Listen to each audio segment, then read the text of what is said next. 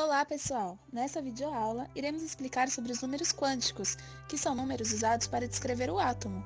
Mas antes disso, precisamos saber um pouco mais sobre alguns aspectos dele.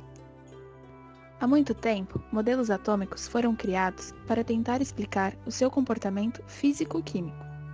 Alguns dos grandes cientistas responsáveis por esses modelos que podemos citar são Dalton, que dizia que o átomo era uma bola de massa carregada positivamente. Thomson, através de experimentos, já começou a pensar no átomo como uma bola de carga positiva, mas com um recheio de carga negativa, como se fosse um bolinho de passas. Rutherford, que percebeu que o átomo na realidade tinha um núcleo pequeno, carregado positivamente, com pequenas partículas carregadas negativamente, que orbitavam ao redor desse núcleo, lembrando um modelo parecido a um sistema solar.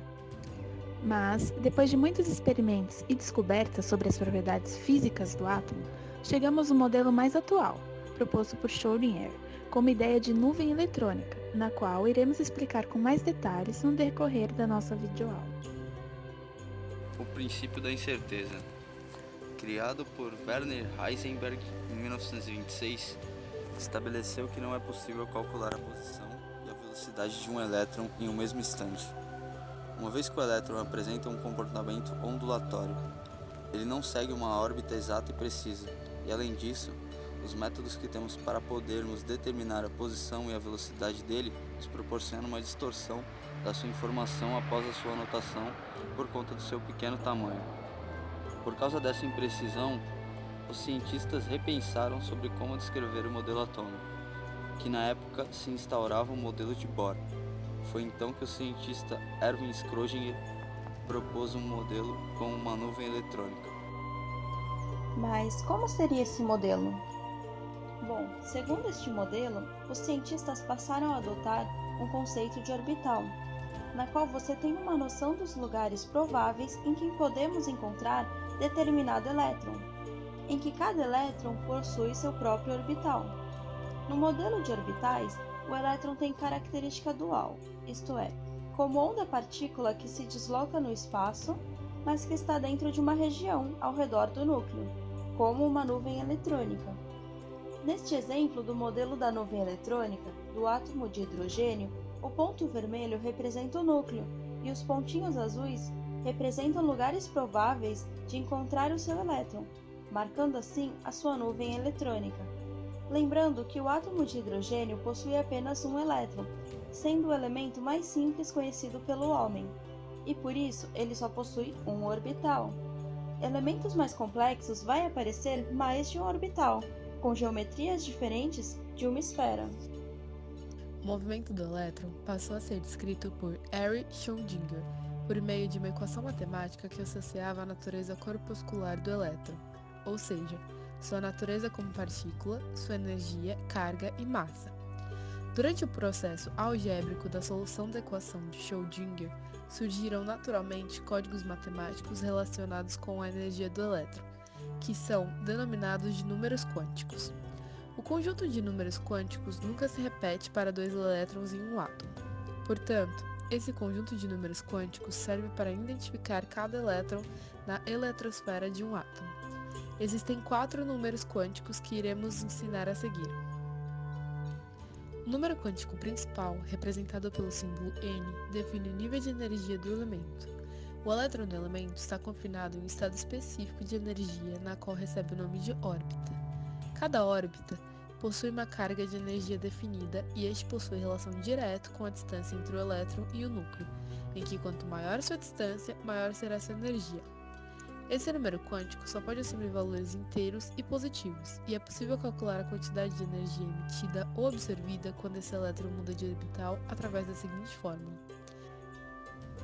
ΔE é igual a HV, que é igual a menos 2,18 vezes 10 a menos 18 joules, vezes 1 sobre n ao quadrado F menos 1 sobre n ao quadrado I, em que ΔE é igual à variação de energia, H é a constante de Planck, V é a frequência do elétron, NF é o número quântico principal, final, e NI é o inicial.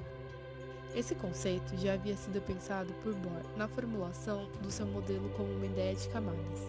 Atualmente, se tem conhecimento de elementos de até 7 camadas, nomeadas de K até Q, e conforme se aumenta o número da camada, maior será a energia desse elétron. Além disto, quando um elétron sobe uma camada, ela absorve energia, enquanto que quando ela desce uma camada, ela emite energia. O número quântico secundário, também conhecido como momento angular azimutal, representado pelo símbolo L, é característico por definir de forma física o subnível de energia de um elétron e a forma geométrica dele no espaço. Os valores para L partem do zero ao infinito, mas atualmente se conhece apenas os subníveis S, P, D e F. Os subníveis de energia são definidos na mecânica quântica por L igual a n-1, sendo os subníveis listados na tabela a seguir. Lembrando que o número de elétrons por subnível é, na camada S, 2, na camada P, 6, na D, 10 e na F, 14. E a partir da expressão 2n ao quadrado, é possível calcular a quantidade máxima de elétrons que cada nível pode acomodar, embora esta expressão somente se aplique aos 4 primeiros níveis, em parte pelo desconhecimento dos subníveis subsequentes G, H e O número quântico magnético, representado pelo símbolo ml, é característico da quantidade de orbitais para cada subnível. O valor matemático de ml é dado por ml igual mais ou menos L. Decompondo este raciocínio, teremos menos L, 0, mais L. Os orbitais S, P, D, F estão representados abaixo. Em cada compartimento pode abrigar 2 elétrons. Como podemos ver, o subnível S possui apenas uma orbital, o subnível P possui 3, o D possui 5 e o subnível F possui 7. O número quântico spin, representado pelo símbolo S ou ms, caracteriza o possível movimento rotacional dos elétrons sobre seus eixos imaginários. Na imagem acima, as setas indicam o sentido rotacional do elétron e este movimento influencia no preenchimento dos subníveis, segundo o princípio da máxima multiplicidade, ou regra de Rand. Segundo este princípio, o preenchimento dos orbitais deverá se proceder de maneira a manter-se, sempre que possível, o maior número de elétrons desemparelhados. A seguir, serão analisadas 2 tentativas de preenchimento do elemento nitrogênio, que possui 7 elétrons. Nesta primeira tentativa, o preenchimento dos orbitais está incorreto, pois desconsidera a regra de Rand ao distribuir os elétrons de maneira emparelhada, restando ainda um orbital vazio. Já nesta segunda tentativa, o preenchimento está correto, pois considera a regra de Rand na distribuição dos elétrons, deixando os elétrons o mais desemparelhados possível. O emparelhamento só pode ocorrer quando não restarem mais orbitais disponíveis para os elétrons isolados. E, devido ao princípio de exclusão de Pauli, somente 2 elétrons ocuparão o orbital, sendo a posse de spins opostos, uma condição fundamental à estabilidade dos elétrons. Neste exemplo a seguir, iremos preencher as orbitais seguindo o princípio de exclusão de Pauli e a regra de Rand, com um elemento que possui 7 elétrons.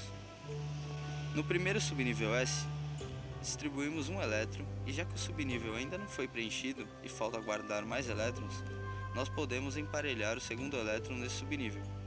Seguindo o mesmo raciocínio, nós preenchemos o subnível S.